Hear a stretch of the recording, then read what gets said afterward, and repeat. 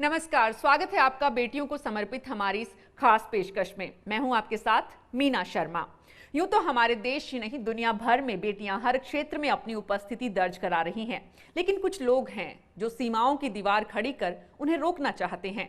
संस्कारों के नाम पर बंदिशें लगाई जाती हैं तो कार्यक्षेत्र का विभाजन कर उनके आसमान को घर में कैद कर देते हैं। ऐसे ही लोगों की सोच बदलने के लिए हम आपको मिलवा रहे हैं उन बेटियों से जो खुले आसमान में उड़ान भर रही हैं।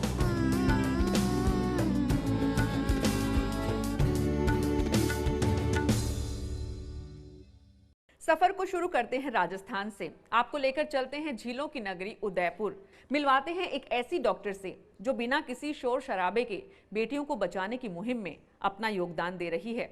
मिलिए हालात को बौना साबित करती इस बेटी से जिसका दूसरा नाम हिम्मत है। झीलों की नगरी उदयपुर, यहाँ की प्राकृतिक खूबसूरती के लिए जाना जाता है ये शहर, लेकिन दुनिया भर के पर्यटकों को अपनी तरफ आकर्षित करने वाले इस शहर का एक खूबसूरत चेहरा और भी है। ऐसा चेहरा जो अपनी मुस्कान से दूसरों की मुस्कुराहट का कारण बनता है, और इस खूबसूरत चेहरे का नाम है doctor Ritu Mehta. Geetanjali medical college की ये डॉक्टर यहाँ आने वाले मरीजों के लिए एक मिसाल है। ऐसी मिसाल जिसकी कोशिशों को देखकर मरीज अपना दर्द भूल जाते हैं, क्योंकि डॉक्टर बनने से पहले रितु ने एक ऐसे हादसे का सामना किया था जिसको याद करके वे आज भी सिहर उठती हैं। ये हादसा 1993 में उस वक्त हुआ था जब रितु उदयपुर के रविंद्रनाथ टैगोर मेडिकल कॉलेज में पहले साल की पढ़ाई कर रही थी। रितु की स्कूटी बस की चपेट में आने की वजह से वह मौत के मुंह में चली गई। एक पैर पूरी तरह शरीर से अलग हो गया तो दूसरे पैर सहित हाथ में कई फ्रैक्चर की वजह से 4 महीने वे बॉम्बे हॉस्पिटल में भर्ती रहीं। तो उसके बाद उदयपुर में लंबा इलाज चला। मेडिकल की पढ़ाई का सपना अब पीछे छूट गया था, लेकिन मां के प्यार ने व्हील चेयर पर बैठी रितु को वापस मेडिकल कॉलेज जाने का साहस दिया। आर्टिफिशियल लिम्ब यानी नकली पैर लगाकर चलने वाली ये बेटी मेडिकल कॉलेज में तो किसी तरह स्टिक के सहारे चल लेती थी, लेकिन घर आकर यही वॉकर उनकी जिंदगी था।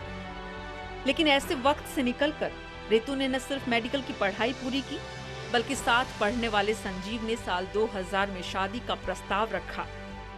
इन तमाम शारीरिक परेशानियों के साथ रितु ने 2 बच्चों को जन्म दिया और हर वक्त डॉक्टर संजीव का साथ ताकत बढ़ाता रहा। ये बेटी देश का स्वाभिमान है, हमें इन पर अभिमान है।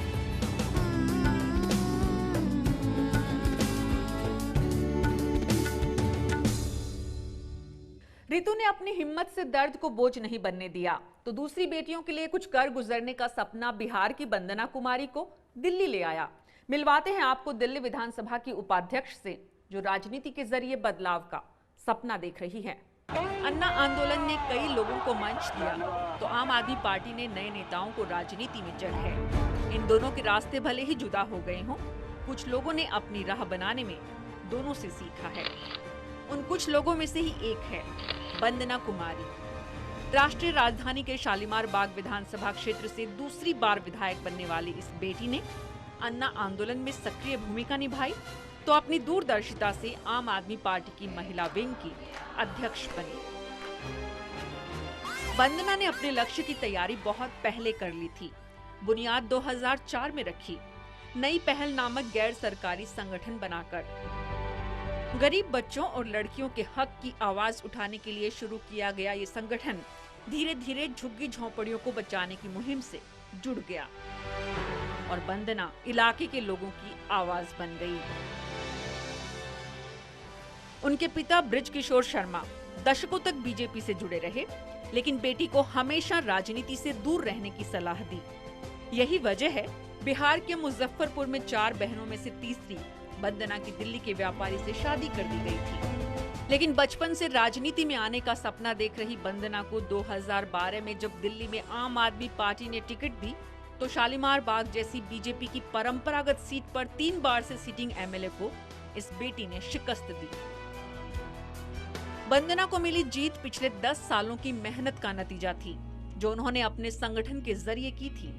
आम आदमी पार्टी ने इस महिला की समझ और काम के प्रति समर्पण की वजह से ही विधानसभा उपाध्यक्ष के पद तक पहुंचाया तो दिल्ली के एक साधारण परिवार की बहू की इस उपलब्धि पर परिवार को भी नाज है। बिहार की ये बेटी देश का स्वाभिमान है, हमें इन पर अभिमान है।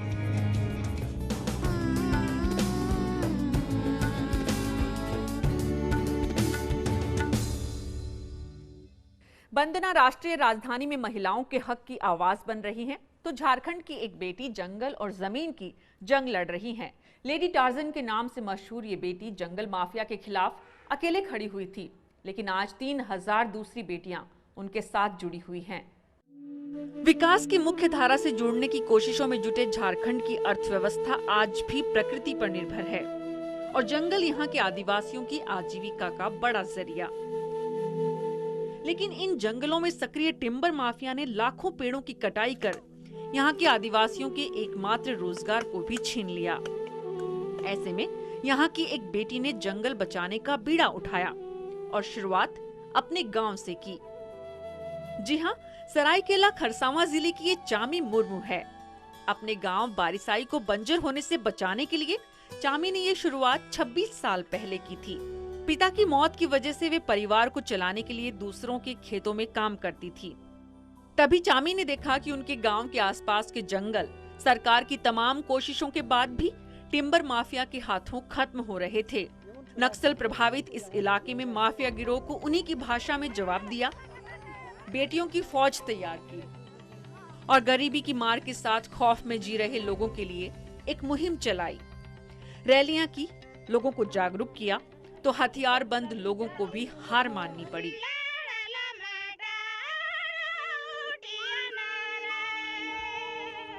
जंगलों को बचाने की ये मुहिम रंग लाई। चामी के गांव की सूरत बदली तो आसपास के गांवों में भी गूंज सुनाई दी। शुरू में विरोध करने वाले लोग भी अब उनके साथ आते चले गए।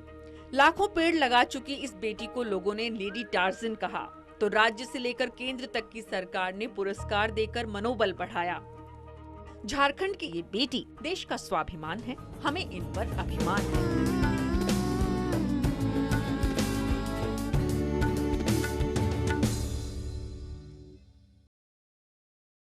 और अब आपको लेकर चलते हैं अरुणाचल प्रदेश की वादियों में, जहां अफीम के खेतों में ऑर्गेनिक चाय को जगह दिलाई एक बेटी ने। और तभी से चर्चा में आई दिल्ली विश्वविद्यालय की ये छात्रा अब देश में टी लेडी के नाम से जानी जाती हैं। अरुणाचल प्रदेश के लोहित जिले का एक छोटा सा कस्बा है वाक्रो। कुछ दिनों पहले तक कम ही लोग जानते थे इस कस्बे का नाम, लेकिन आज वाक्रो अरुणाचल की पहाड़ियों से निकलकर विदेशों तक पहुंच गया है और ये मुमकिन बनाया है बासामलू क्रिस्को ने। मिश्मी जनजाति की इस बेटी ने अपने कस्बे को अफीम की खेती से छुटकारा दिलाने के लिए ऑर्गेनिक चाय की खेती का विकल्प चुना। रोजी रोटी के लिए लोग अफीम की खेती से जुड़ने लगे।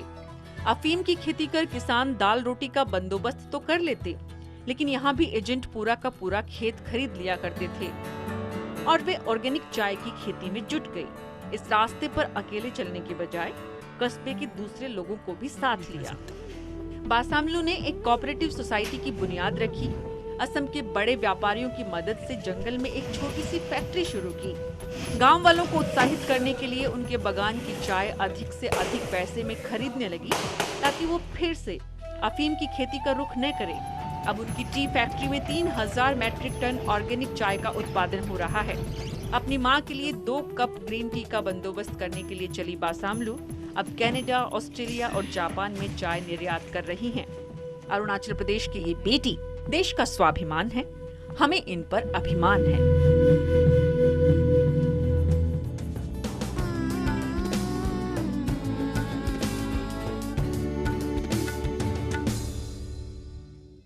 टी लेडी बनकर बासामलू ने गांव की किस्मत बदल डाली, तो सिंड्रेला बनी कल्पना सरोज। आज के दौर की वो सिंड्रेला जिसकी मेहनत बताती है कि किस्मत बदलने के लिए हमेशा राजकुमार जीवन में आए, ये जरूरी नहीं। लड़कियों को घर में रखना इसका मतलब ये है कि जहर की पुड़ियों को घर में रखने के बराबर है। मेरे मामा की सोच तो इतनी आगे जाके थी। कल्पना सरोज के पिता ने मुंबई का लड़का देखकर शादी की, लेकिन मुंबई की झुग्गी में 12 साल की बच्ची पर अत्याचार शुरू हो गए। उम्र में 10 साल बड़े पति और ससुराल के लोगों ने जुल्म ढहाए।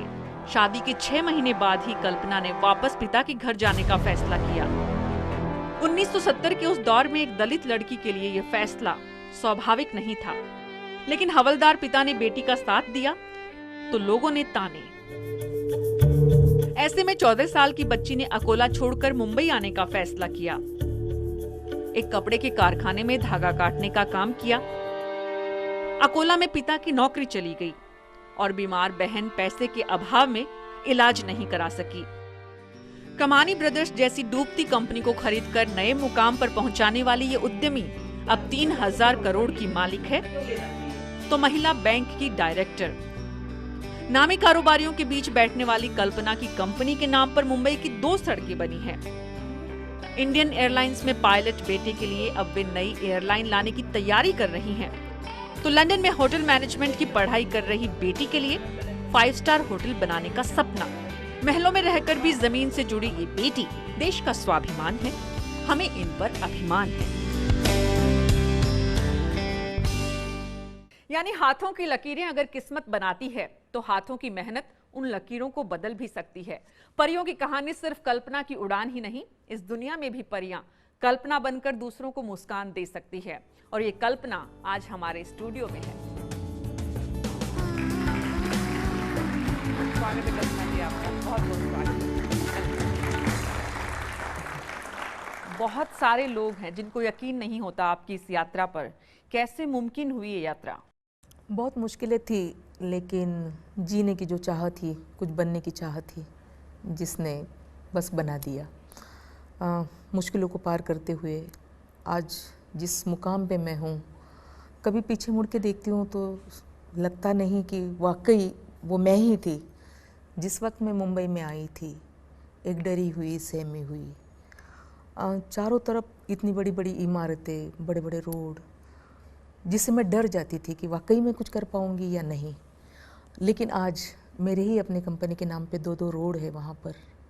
और जो लड़की एक नौकरी की तलाश में दर बदर भटक रही थी, आज हज़ारों लोगों को मैं खुद नौकरी दे रही हूँ। शादी के बाद ससुराल में रहते हुए वापस पिता के घर जाने का फैसला कैसे किया? एक्चुअली वो फैसला मेरा नहीं था, वो मेरे पिताजी का था। क्योंकि मेरे पिताजी ने जब देखा जिस हालत में मैं थी, तो उनसे वो बर्दाश्त नहीं हुआ कि अपनी बेटी को उन्होंने शादी करके एक सुख वाली ज़िंदगी देने की सोची थी। उन्होंने ये नहीं चाहा था कि उसकी बच्ची को कोई इस तरह से सताए और तकलीफ़ दे के उसको मार डाले। मतलब मौत की कतार पे खड़ा उन्होंने पाया, क्योंकि 6 महीने में अगर उसकी ये हाल बनते हैं तो आगे ज़िंदगी किस तरह से गुजरेगी। ससुराल में क्या हुआ आपके साथ ऐसा जिसमें 6 महीने बाद ही उनको रियलाइज़ हुआ कि सही नहीं हो रहा है सब कुछ? जिस तरह से एक लड़की को ससुराल वाले सताते हैं, बस उससे कहीं ज़्यादा। एक 12 साल की लड़की है, पूरे घर की जिम्मेदारी, मतलब पूरे घर का काम उसी को करना है। तो आपके पिताजी जब आए तो उन्होंने समझाइश की कोशिश नहीं की कि ठीक से रहें? क्योंकि उस दौर में ये मुमकिन नहीं था, ये आसान नहीं था कि आपको वापस वो अपने घर ले जाएं और आसपास के लोगों से सुने इस तरह की बातें कि शादीशुदा बेटी वापस घर में आ गई है। ऐसे है कि मेरे पिताजी जैसे ही आए, दरवाजे में पाँव ही रखा था, मिलने के लिए आए, तभी मेरे जेठ ने झगड़ा शुरू कर दिया कि आप आए हो, ये आपकी बेटी है, इसको काम सिखाया नहीं है, ये ऐसा करती है, वैसे करती है। मतलब बात जो तरीके से की जाती है, एक मेहमान 6 महीने के बाद में एक लड़की का पिता घर आया, एटलीस्ट उसको बैठने देते, उसको पानी देते, उसके बाद में कुछ बात करते, ये भी नहीं, दरवाजे पे ही खड़े। और वहीं से वो शुरू हो गए और उन्होंने वहीं कह दिया कि अब तक तो हम लोगों ने सिर्फ ये जो कह रही है ना कि इतना मारते पीटते, तो खाली मारते पीटते नहीं है, इसको तो हम झाड़ को टांग के मारेंगे, क्योंकि इसको कुछ आता ही नहीं है, इसके पास कोई तरीका ही नहीं है। तब आपने पढ़ाई कितनी की थी? तब मैं 7वीं पास, मतलब 7वीं की मेरी परीक्षा ही चल रही थी जिस वक्त ये शादी मेरी हुई थी। तो परीक्षा हो गई, मतलब शादी के बाद भी वो परीक्षा देने के बाद मैं इनके पास आ गई, 7वीं पास हो गई थी। कल्पना सरोज के पिता बधाई के पात्र हैं जिन्होंने उस दौर में अपनी बेटी का साथ दिया। उस गांव से मुंबई क्यों जाएंगी आप? उस मुंबई जहां पर आपको इतनी सारी परेशानी हुई थी, वापस जाने का आपने फैसला लिया? इसलिए कि मुझे कुछ बनना था, कुछ करना था और वो गांव में नहीं हो पाता था। मैंने लोगों की नज़रों को बचाते हुए, लोगों की जो ताने हैं उसको बचने के लिए पॉइज़न तक के पी लिया था कि मुझे ये ज़िंदगी नहीं जीनी है। तो उसके बावजूद भी लोगों ने नहीं छोड़ा। जब वो देखने के लिए आए, मतलब मैं बच गई, और जब वो देखने के लिए आए तो ये कहने लगे कि अगर तुम मर गई होती तो लोगों ने क्या कहा होता। लोगों ने तो यही कहा होता ना कि महादेव की बेटी ने ज़रूर ऐसा कुछ किया होगा जिसकी वजह से मरना पड़ा, तो तुमने ऐसे नहीं करना चाहिए था। तो ये बात जो है वो दिल की गहराई तक पहुंच गई मेरे कि ये क्या बात हुई। हम तो अपने दुखों को, अपने दर्द को ख़त्म करने के लिए अपने आप को ख़त्म कर रहे हैं, लेकिन उसके बावजूद भी लोग जो कहना है वो कहते हैं।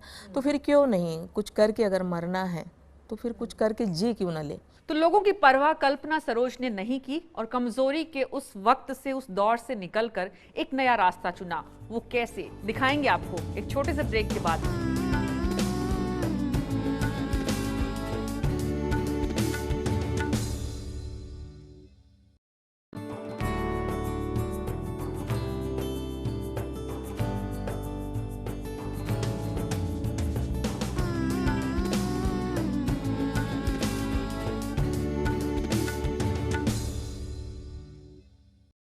हमारे साथ कल्पना सरोज हैं, जो महिला बैंक की अकेली डायरेक्टर हैं जिनके पास कोई डिग्री नहीं है।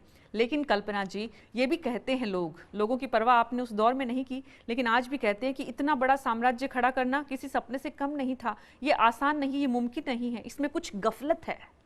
पता नहीं कौन कैसे ऐसे कह सकता है, क्योंकि अगर इंसान अपनी सच्ची मेहनत, कड़ी लगन और पूरी ईमानदारी और सच्चाई से काम करे तो जाहिर सी बात है कि वो अपने मुकाम पे पहुंचता है, और मेरे साथ कुछ ऐसे ही हुआ है, काम पे पहुंचता लेकिन कल्पना जी, पहले फैसले में आपके पिता ने साथ दिया कि आप ससुराल से वापस अपने मायके आ गई, अपने घर आ गई। वहां से जब वापस मुंबई आने का फैसला लिया आपने, तब आपके पिताजी ने क्या बोला था, और वो फैसले के बाद आपने मुंबई में आकर क्या किया? मेरे पिताजी एक्चुअली तैयार नहीं थे मुंबई भेजने के लिए, क्योंकि वो नहीं चाहते थे कि एक अपनी जवान बच्ची को मुंबई जैसे शहर में भेजे। तब ऐसे लगता था ना कि पता नहीं वहाँ पे क्या हो, किस तरह से, किस दौर से गुजरना पड़े, तो वो नहीं चाहते थे। और मैं मुंबई जाऊंगी तो ही कुछ कर पाऊंगी, क्योंकि गांव में कुछ था नहीं करने के लिए। जी, तो मुंबई में आप क्या करना चाहती थी? आपने क्या सोचा था कि करेंगी, और आकर आपने शुरू में क्या किया? किसी कंपनी में काम करना था जैसे कि, तो मैंने सिलाई सीख ली थी, तो होजरी कंपनी में मैंने काम किया और वहाँ से मैंने तो आप मुंबई आकर किसके पास रही, कैसे रही? क्योंकि कोई नहीं था वहाँ पे आपका? गुजराती फैमिली थी वहाँ पर, जो रेलवे में ड्राइवर थे, वो जो शख्स थे वो, और उनकी वाइफ जो थी वो लीलावती में नर्स थी। तो उनके साथ में मेरे चाचा जी के रिलेशन काफ़ी अच्छे थे। तो उन्होंने उनसे बात की कि मेरी बेटी गाँव से आई हुई है और अगर आप उसको अपने घर में रखो तो बड़ी मेहरबानी हो जाएगी। तो उन्होंने कहा कि हमारी 3 बेटियां हैं, उसकी चौथी ये भी रह लेगी, कोई बात नहीं है, आप उसको। वो गुजराती परिवार आज भी हैं, आपको मानता है? नहीं, आज तो अभी नहीं है, वो अपने गांव शायद चले गए होंगे, वो रिटायर होने के बाद में, क्योंकि वो रेलवे में काम करते थे। लेकिन उनका मेरी ज़िंदगी पे बहुत बड़ा एहसान है। तो आप उनको हमारे टीवी के जरिए उनको कुछ कहना चाहेंगी, धन्यवाद देना चाहेंगी, उनसे मिलना चाहेंगी वापस? जी ज़रूर, अगर वो कहीं पे है, मेरी आवाज़ सुन रहे हैं, ये चैनल को देख रहे हैं, तो मैं ज़रूर उनको मिलूंगी, मिलकर धन्यवाद दूंगी। क्योंकि अगर उस वक्त उन्होंने मुझे सहारा नहीं दिया होता मुंबई में, तो शायद मैं इस लेवल पे नहीं पहुंचती, क्योंकि मुंबई में मैं रहने के लिए घर ही नहीं था मेरे पास, तो मैं रहती कहाँ से। तो उसके बाद आपका व्यापार की तरफ रुझान कैसे शुरू हुआ, कहाँ से हुआ? पहला आपका व्यापारिक कदम क्या था? क्योंकि मेरी बहन जो थी वो बीमार हो गई। एक्चुअली उस वक्त तक मैंने सोचा नहीं था कि कोई व्यापार करेंगे। हम अपनी नौकरी में ही खुश थे कि ठीक है, चलो ठीक है, जी पा रहे हैं, कैसे भी कमा रहे हैं। घर में एक मशीन ले रखी थी, काम से आने के बाद में घर में भी कुछ काम कर लेती थी मैं। उस घटना का आपने जिक्र किया, पैसे की कीमत आपको तब समझ में आई जब आपकी बहन की डेथ हो गई और हाँ, उनका इलाज नहीं हो सका, नहीं हो पाया। इसलिए आपने पैसा कमाने की तरफ दिमाग लगाया? हाँ, उस वक्त मुझे ऐसे लगा कि पैसा होना बहुत ज़रूरी है। अगर पैसा नहीं हुआ तो मैं नहीं चाहती थी कि मेरे फैमिली से फिर कोई इस तरह से चला जाए, और ये सोच के मैं डर गई थी कि ऐसा नहीं होना चाहिए अभी। तो फिर पैसा कमाना है, तो पैसे कैसे कमाया जाए, कौन देगा पैसा? तो फिर मैंने कहीं रेडियो पे सुना कि गवर्नमेंट की कुछ स्कीम ऐसे चलते हैं जिसकी वजह से लोन दिया जाता है। तो मैंने सोचा कि चलो ये ठीक है, अगर हम गवर्नमेंट की स्कीम में चले जाते हैं तो मुझे कुछ पैसे मिल जाते हैं, और जिससे मैं अपना काम, कुछ बिजनेस में अपना स्टार्ट कर देती हूँ। तो वो सब करने के लिए मुझे 1.5 से 2 साल लगे, क्योंकि मुझे पता नहीं था पेपर वर्क, ये वो सारा कुछ करने के लिए, और वो फिर मैंने किया। तो कैसे समझदारी के साथ जागरूकता होनी जरूरी है, और उसके बाद अगर आप कदम बढ़ाएं तो सफलता भी मिलती है, ये जानेंगे कल्पना जी आपसे, लेकिन एक छोटे से ब्रेक के बाद।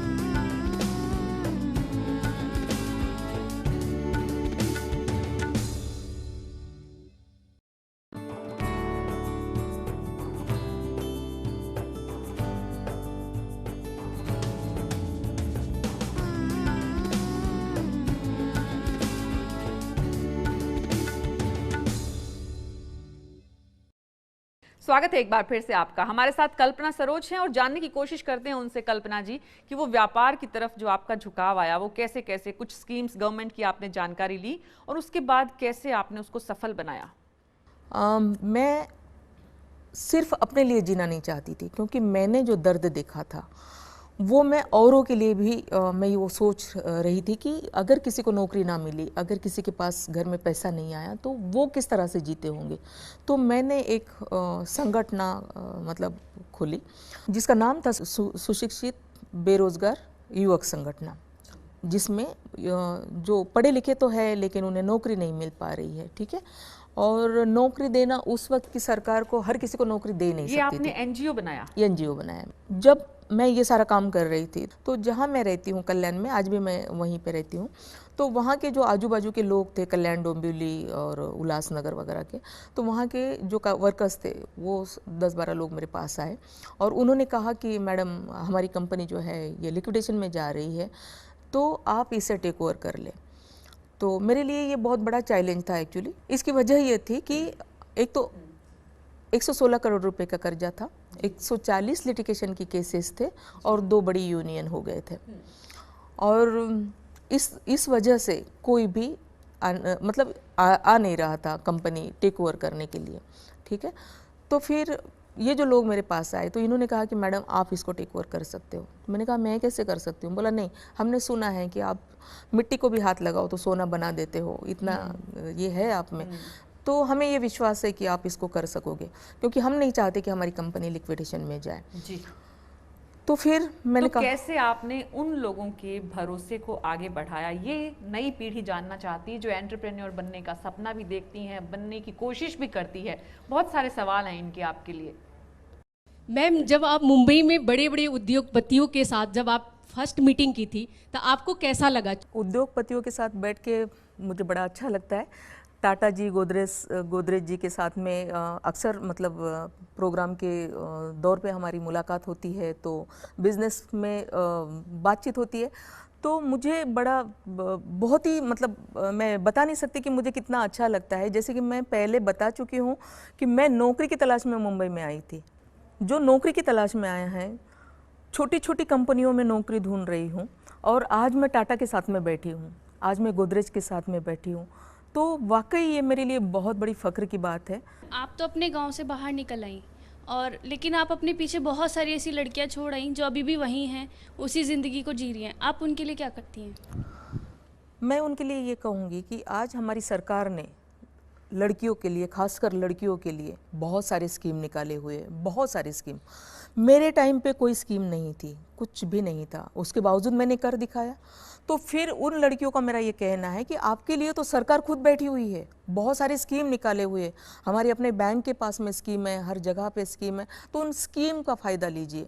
एक कल्पना जी, आपने जो इतनी मेहनत की बात की, आपके जो साथ काम करने वाले आपकी कंपनी के एमडी हैं, उनसे पूछते हैं कि जब ये इतनी मेहनत करती है तो आप लोगों को थोड़ा एक्स्ट्रा एफर्ट करना पड़ता है? जनरली तो ये कहा जाता है महिलाओं को एक्स्ट्रा एफर्ट करने पड़ते हैं। अगर इनका काम के हिसाब से इनका पैदल चलना और हमारा दौड़ना एक जैसा होता है। ओके। इस तरह से काम करती है। इसकी वजह यह है कि इनको कंपनी में ये चेयरमैन है कमानी ग्रुप ऑफ इंडस्ट्री की। इनको चेयरमैन कम लोग कहते हैं, ज़्यादातर लोग कोई इनको माँ कहता है, कोई माता भवानी कहता है, तो कोई भगवान का अवतार कहता है। इसकी वजह यह है कि इन्होंने जो छोटे लोग हैं, जो कमज़ोर लोग हैं, उनको माँ जैसा प्यार दिया, वर्कर जैसा ट्रीट किसी को किया ही नहीं है। हमारे कंपनी में किसी को भी ऐसा नहीं लगता है कि वो असुरक्षित है। तो ऐसी उन बच्चियों के लिए क्या संदेश देना चाहेंगी कल्पना जी? हमारे इस कार्यक्रम के जरिए आपने हमारा इस टाइटल देखा प्रोग्राम का, जी हाँ। ये क्या कहता है? तो मैं उनको एक शेर में बता दूंगी, ठीक है, कि मंजिल के जुस्तजू में क्यों भटक रहा है राही, मंजिल के जुस्तजू में क्यों भटक रहा है राही, इतना अजीम बन जा कि मंजिल तुझे पुकारे, कदम चूम लेती है आकर के मंजिल, इंसान अगर अपनी हिम्मत ना हारे। बहुत बढ़िया, बहुत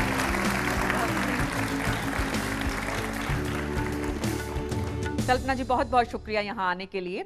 तो जिंदगी कांटों का सफर है, चुभन इसकी पहचान है, बने रास्तों पर तो सभी चलते हैं, जो खुद बनाए वो ही मिसाल है। कल्पना ने जो किया वो दूसरी बेटियां भी कर सकती हैं, बस जरूरत उन पर भरोसा करने की है। तो देखते रहिए हमारे साथ भरोसे को आगे बढ़ाती बेटियों की कहानी। अगले सप्ताह फिर मिलेंगे कुछ और नए चेहरों के साथ। तब तक दीजिए अनुमति। नमस्कार।